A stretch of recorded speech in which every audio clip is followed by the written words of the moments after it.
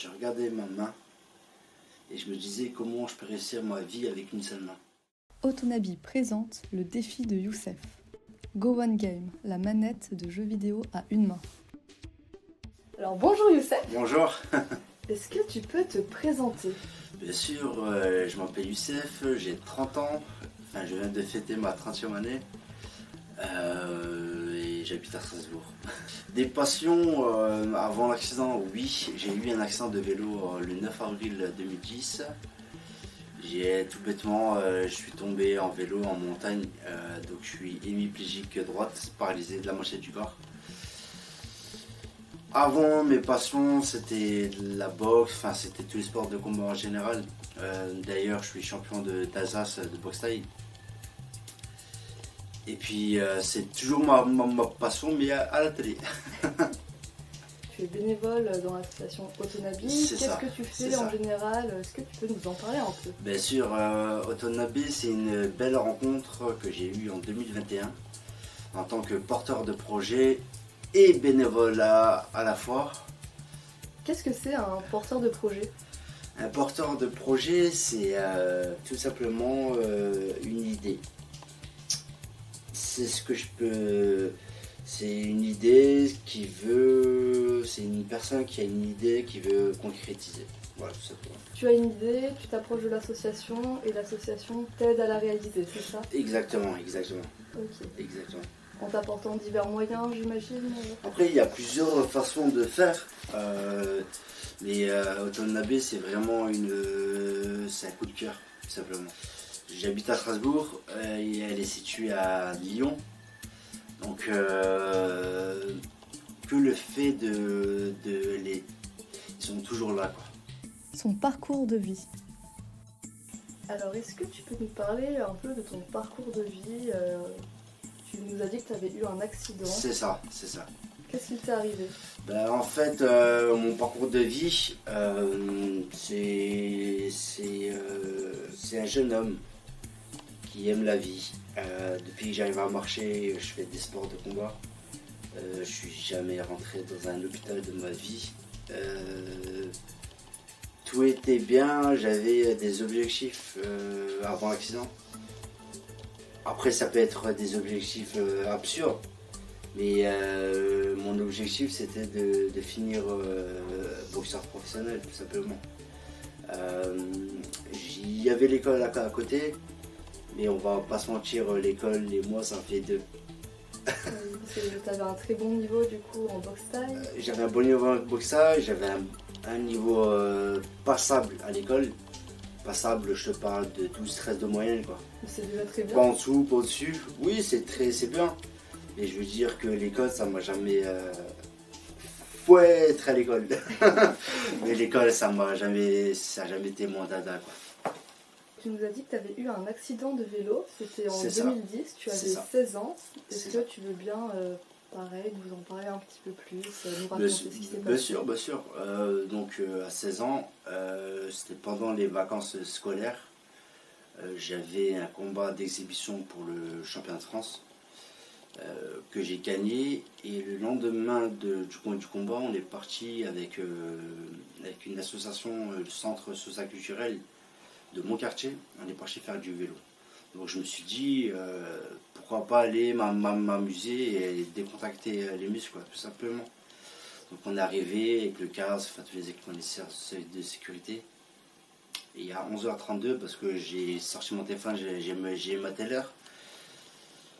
En descente, je sais pas ce qui s'est passé, trou noir, mais soi-disant j'ai tapé une grosse pierre. Donc avec le casque,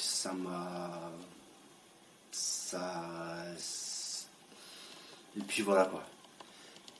Je suis resté un mois dans le coma à la base, mais les médecins ils voulaient pas m'opérer parce qu'ils se sont dit c'est de l'argent pour rien. L'hématome est trop profond que même si on m'opère, j'allais mourir, quoi. Au final, il y a eu un médecin qui a dit la médecine fait parfois des miracles, donc ils m'ont opéré.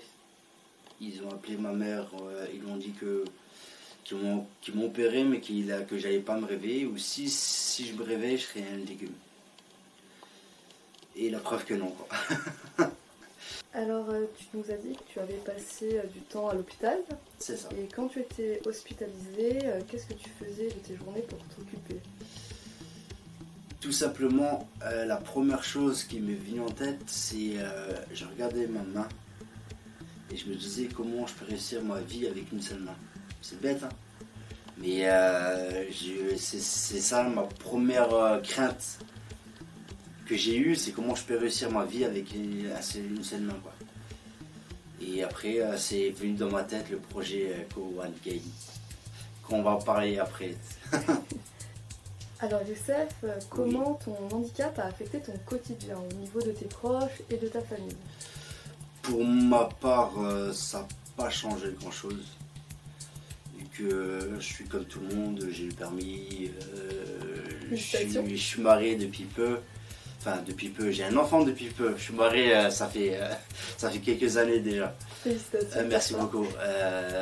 Pour moi, ça change pas grand-chose. Et pour ma famille, ça change beaucoup. Truc tout bête, hein. Je peux porter un pack d'eau. Imagine-toi. Devant eux, j'ai pas le droit. C'est-à-dire, je prends un pack d'eau, ils viennent tous en courant, ils me disent non, laisse-moi le prendre. Mais c'est que de l'eau, quoi. Je peux porter quand même. C'est ça, ils sont protecteurs. J'ai entendu dire que la famille pour toi c'était très important. Super important. Et que vous aviez un rituel quand vous voyez en famille. C'est vrai, on avait un rituel. Après, il faut savoir que j'ai une très grosse famille. J'ai 11 frères et sœurs, j'ai une vingtaine de neveux. Et quand on se réunissait à la maison, il y avait automatiquement la play allumée et FIFA. et FIFA, c'est ça. Et quand on se réunissait pour jouer à la PlayStation, avec mes frères et cousins et autres, j'étais toujours à l'écart. J'étais au fond de la pièce en train de regarder, rigoler. C'est bête, hein, mais le fait de ne pas pouvoir jouer, ça fait quelque chose. La manette de jeux vidéo, Go1. Alors si tu le veux bien, j'aimerais parler un peu maintenant de Go1, de la manette à une main. C'est ça. Donc comment en es-tu venu à imaginer une manette à une main et quel a été le déclic?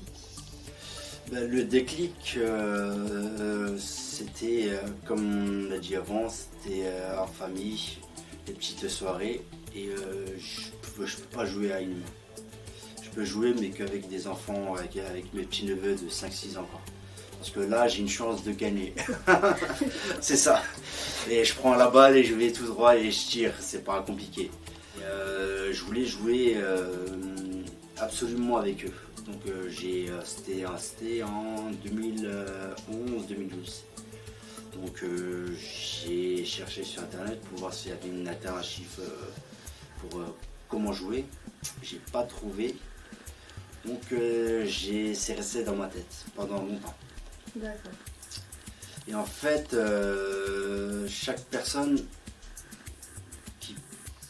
que je parle de mon projet m'a ramené un bienfait. Et il y avait en 2014, il y avait un éducateur du quartier et je lui expliquais mon concept. C'était juste que de la parole. Il me regarde, il me dit ah ouais, mortel. Et je lui dis il y a quoi de mortel quoi, dans ce que je viens de te dire. Il me dit ça veut dire que je pourrais jouer et fumer en même temps. C'est jackpot. Simple phrase, ça m'a fait tigne dans la tête, c'est que c'est la vérité. C'est pas pour spécialement un handicapé, mais c'est pour tout le monde. Ça peut être un grand-père qui veut faire plaisir à son petit enfant handicapé, il veut jouer avec lui, ou ça peut être une association, n'importe quoi. Est-ce que tu proposerais finalement une nouvelle façon d'appréhender et de jouer aux jeux vidéo? Complètement. J'ai de mes amis ou de la famille qui veulent jouer à une main juste pour voir ce que ça fait quoi. Et finalement, toi, ça te permet de partager quelque chose en plus avec des personnes qui ne sont pas en situation de handicap. Exactement. Exactement. Est-ce que c'est cet éducateur qui, toi, à ce moment-là, en 2014, si je me trompe 2014, oui. T'as vraiment donné la motivation d'aller jusqu'au bout de ton projet. Complètement. De 2014 jusqu'à 2019, je l'avais au fin fond de la tête et je ne savais pas par où commencer. Donc à la base en 2014-2015, j'ai fait un prototype mais avec un petit bout de ficelle, un petit bol. Je ne sais pas si vous voyez cette vidéo, peut-être ici, la photo de la première maquette Go and Game. Et on essaiera de l'afficher. Ça marche. C'est resté dans ma tête jusqu'en 2019. En 2019, il y a mon cousin de Paris qui m'a parlé de French Tech Tremplin. D'accord. Qu'est-ce que c'est French Tech Tremplin? Qu'est-ce que c'est? En 2019, M. Emmanuel Macron a sorti la French Tech Tremplin. C'est qu'en fait, il fallait avoir une idée innovante. C'est une idée innovante, c'est on va dire, si quelqu'un ouvre un kebab, c'est pas innovant. Mais ouvre un kebab avec des robots qui préparent, qui te servent, ça c'est innovant. Je sais pas si ça passe ou je sais pas si c'est bien fait. Ok. Donc lui il a préparé un dossier, moi aussi un gros dossier qu'il fallait remplir.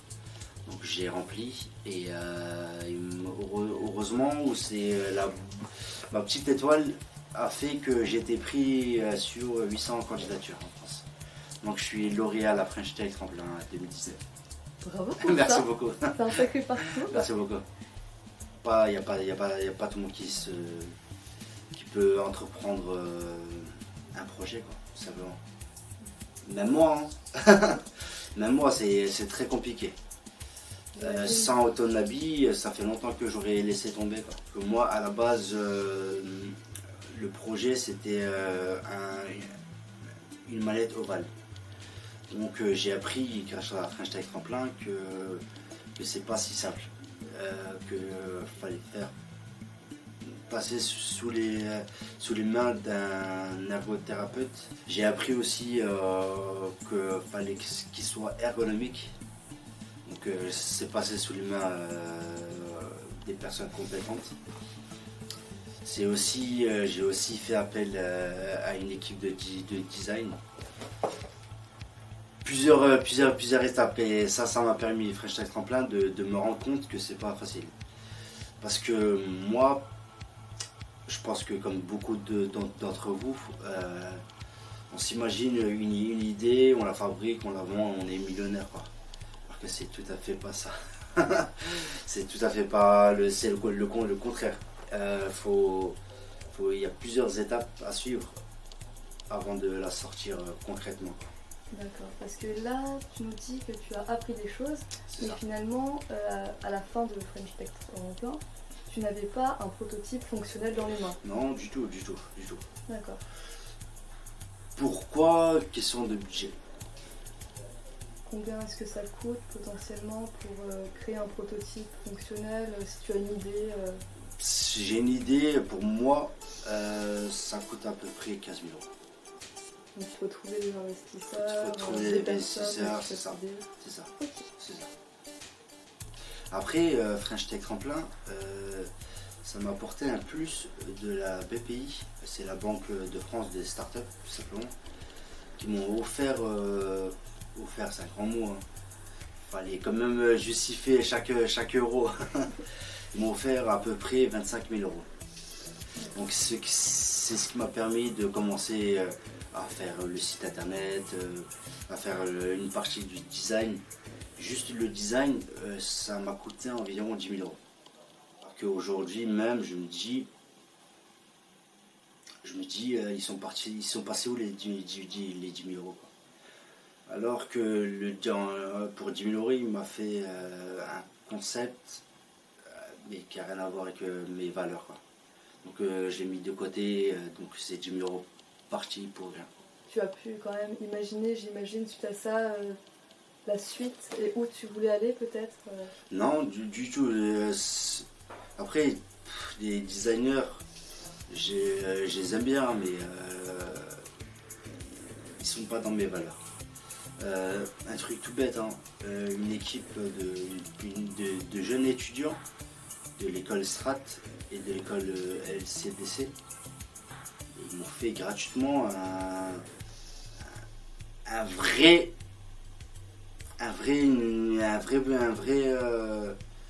vraie maquette, quoi, tout simplement. D'accord, et c'était lors d'un hackathon dont on parlera Hackathon, on parlera après, ouais. Mais déjà, tu peux peut-être nous parler du premier hackathon que tu as fait donc, en 2021. Hackathon 2021, la rencontre avec Autonabi. Finalement, qu'est-ce que c'est un hackathon? Est-ce que tu peux présenter ce que c'est pour des personnes qui ne sont pas familières avec ce terme? Même moi, je sais pas. Tu me dis ça.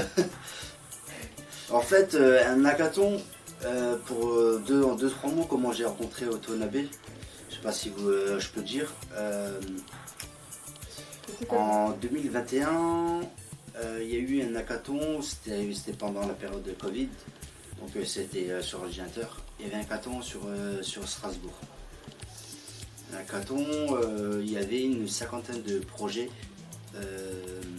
dont j'ai gagné 3 prix. C'est déjà ça. Le prix de la meilleure innovation, le prix du jury et le prix de l'incubateur Semia, qui est un incubateur d'excellence à Strasbourg. Et c'est lors de ce hackathon que j'ai fait la connaissance de Autonabi. Donc après, le courant est bien passé et depuis ce jour, je suis avec Autonabi. Donc ces prix, ça t'a confirmé, j'imagine, que ta manette avait une chance. Bah, c'est complètement. On m'a dit que pendant le Covid, quand tu as rencontré Autonabi, du coup, lors de l'hackathon 2021, tu travaillais à distance avec Cécile Pacoré, qui est la fondatrice d'Autonabi. Comment est-ce que ça se passait finalement? Parce que vous avez créé quelques prototypes. C'est ça. Comment vous avez fait à distance pour travailler ensemble? Mais qui t'a dit ça? Bah c'est vrai. On s'est débrouillé par appel visio, WhatsApp. De temps en temps, j'avais des amis qui partaient à Lyon, je leur donnais la maquette, ou des fois elles m'envoient par la poste.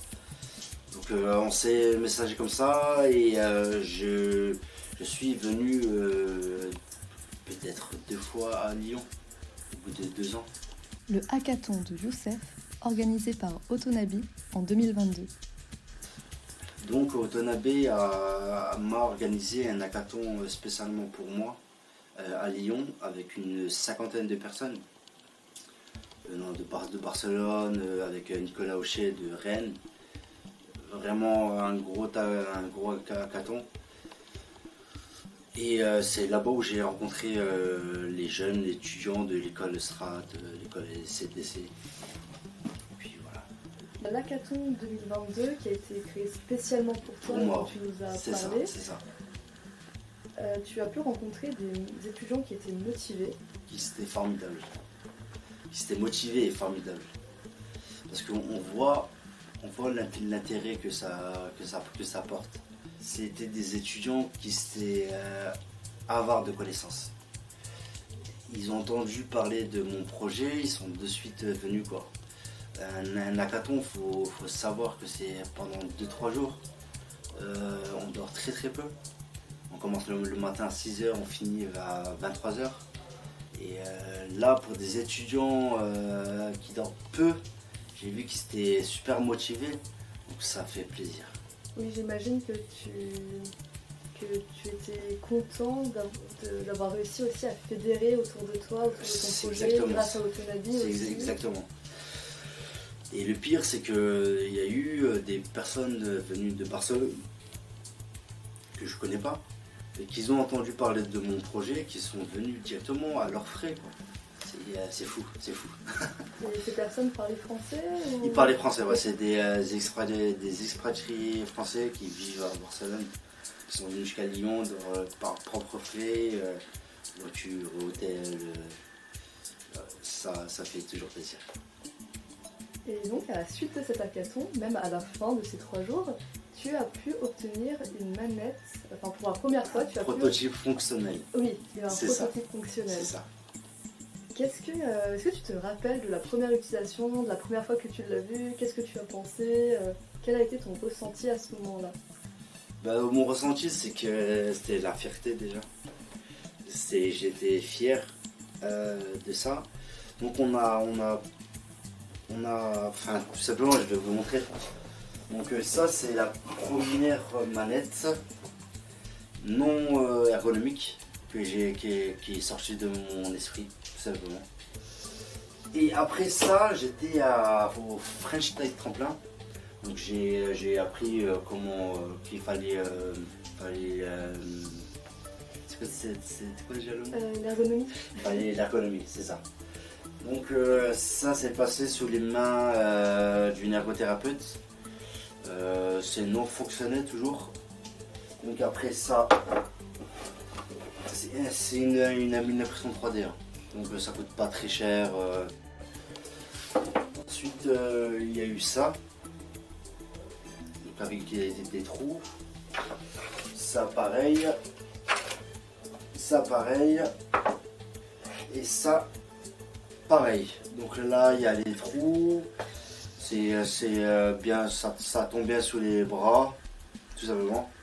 Et grâce à l'hackathon, on a fait ceci. Donc il est fonctionnel. On a fait ceci. Mais le problème, c'est que pour les mains gauches. Comme moi, je voulais une manette ambidextre.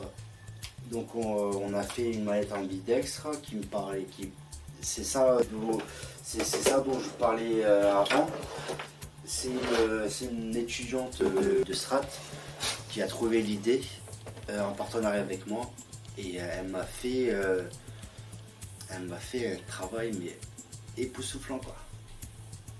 Et d'ailleurs je la salue pour ça. Pour 0 €. C'est ça. Oui, j'imagine que vu que tu nous disais qu'une manette coûte, un prototype, pour en faire un, ça coûtait environ 15 000 €, Ouais. vraiment pour qu'il soit bien fonctionnel. Donc là, ça a été une grande avancée et tu as pu rejouer pour la première fois en 2022. C'est ça. Peut-être tu peux nous expliquer qu'est-ce que ça veut dire Go One, pourquoi avoir appelé ta manette Go One? Go One, en anglais, ça veut dire vas-y. En gros, ça veut dire vas-y. Go et One parce que j'ai qu'une seule main. Donc Go One. Et c'est pareil pour mon logo. Je sais pas s'il sera fait afficher ici. On essayera. Mais c'est une main qui porte la terre. En gros, avec une main, on peut. Tout est faisable. C'est un peu finalement ta philosophie de vie. Ah, bien sûr. Que dirais-tu à une personne qui hésite à se lancer dans l'aventure? C'est pas donné à tout le monde. Même pour moi. Une personne qui veut se lancer dans l'aventure, go on, vas-y.